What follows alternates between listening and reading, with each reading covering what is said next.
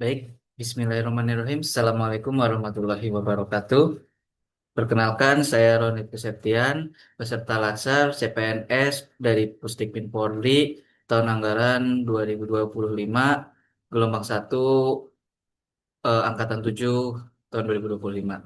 Di sini saya akan membahas mengenai pemanfaatan dan penyalahgunaan teknologi, internet, media sosial oleh ASN dalam agenda 3 terkait kedudukan dan peran ASN dalam mewujudkan smart governance.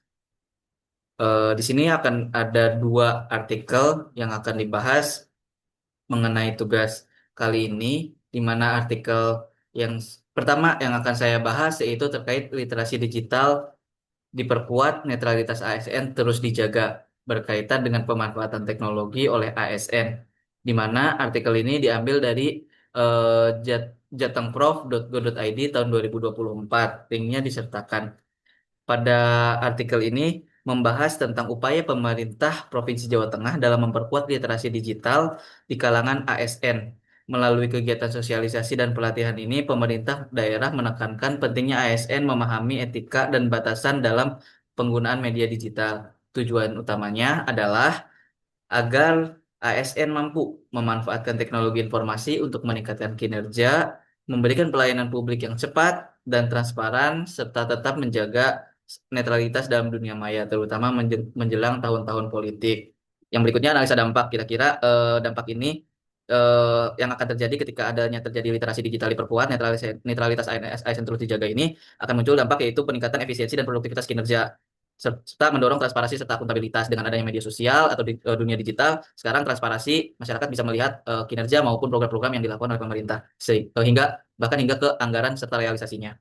Yang ketiga yaitu menumbuhkan budaya kerja adaptif dan inovatif, dan yang kelima menguatkan nilai netralitas dan profesionalisme dari ASN. Itu artikel pertama yang saya bahas dalam video kali ini. Berikutnya yaitu artikel yang kedua mengenai penyalahgunaan teknologi oleh ASN, di mana judul artikel ini yaitu Oknum ASN di Banggai diamankan polisi gegara unggah hoaks pelemparan ambulans. Pada artikel ini saya mengambil dari portal beritadetik.com pada tahun 2024, di mana linknya tercantum. Berikut judul artikel dari artikel yang saya buat pada pembahasan kali ini. Isi singkatnya yaitu mengenai ASN yang dilaporkan di Kabupaten Banggai, Sulawesi Tengah kepada pihak kepolisian setelah menyebarkan berita bohong atau hoaks di media sosial. ASN tersebut menyebar dan mengunggah informasi palsu terkait insiden pelemparan ambulans yang ternyata tidak pernah terjadi. Tindakannya menimbulkan keresahan di masyarakat dan melanggar kode etik ASN yang menuntut setiap aparatur untuk bersikap netral, bertanggung jawab, dan tidak menyebarkan informasi yang menyesatkan publik. Kasus ini menjadi contoh nyata bagaimana penggunaan media sosial tanpa literasi digital yang baik berakibat fatal, terutama bagi seorang ASN yang seharusnya menjadi teladan dan menjaga kebenaran terhadap informasi yang disampaikannya.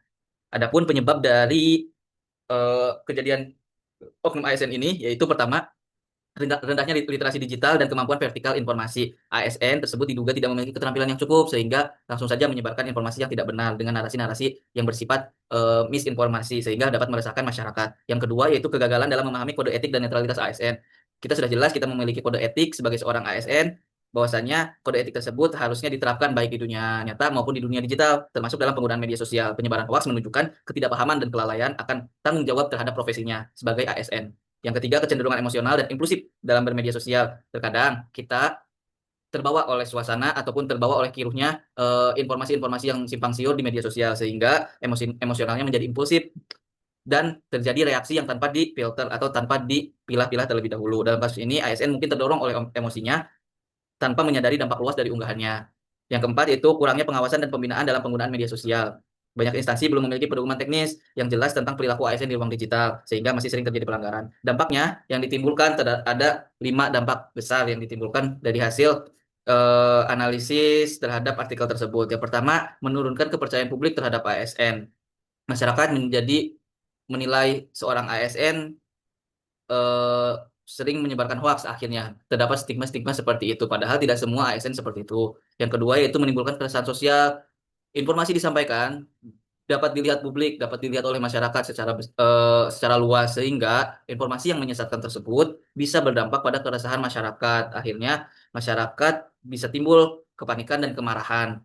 Yang ketiga yaitu sanksi hukum dan disiplin bagi ASN. Harusnya sudah jelas ketika tidak menggunakan atau tidak menerapkan perilaku kode etik dan kode perilaku ASN dalam kehidupan sehari-hari, baik di dunia nyata maupun di dunia digital, harus ada sanksi yang tegas. ASN tersebut sudah melanggar kode etik, sehingga bisa terjadi sanksi hukum yang jelas. Yang keempat, melemahkan prinsip netralitas dan profesionalisme ASN. ASN seharusnya menjadi sumber informasi yang terpercaya, bukan menjadi sumber penyebaran hoaks. Hal ini menunjukkan lemahnya kontrol diri dan pemahaman terhadap etika publik. Yang kelima, efek domino terhadap rekan kerja dan lingkungan instansi. Jadi menjadi efek domino dan membuat stigma kepada masyarakat bahwasanya ASN menyebar hoaks, padahal tidak semua seperti itu. Jadi dari dua artikel tersebut menunjukkan dua sisi mata uang dan fenomena penggunaan teknologi oleh ASN. Satu sisi, teknologi dapat menjadi alat yang luar biasa untuk meningkatkan kinerja serta meningkatkan transparansi birokrasi. Di sisi lain, tanpa pemahaman etika dan tanggung jawab terhadap kode etik yang dipegang oleh ASN, teknologi bisa menjadi bumerang dan merusak citra dan kepercayaan publik terhadap ASN. Literasi digital bagi ASN bukan hanya keterampilan kerja, tetapi cerminan karakter dan nilai berakhlak, terutama aspek akuntabilitas, adaptif, dan berintegritas. Dengan literasi digital yang kuat, ASN diharapkan menjadi teladan di dunia digital, bijak dalam berinteraksi, cermat dalam berbagi informasi, dan teguh dalam menjaga nilai kebangsaan di tengah informasi tanpa batas. Sekian dari saya, kurang lebihnya mohon maaf. Ditutup bila taufiq wal hidayah. Assalamualaikum warahmatullahi wabarakatuh.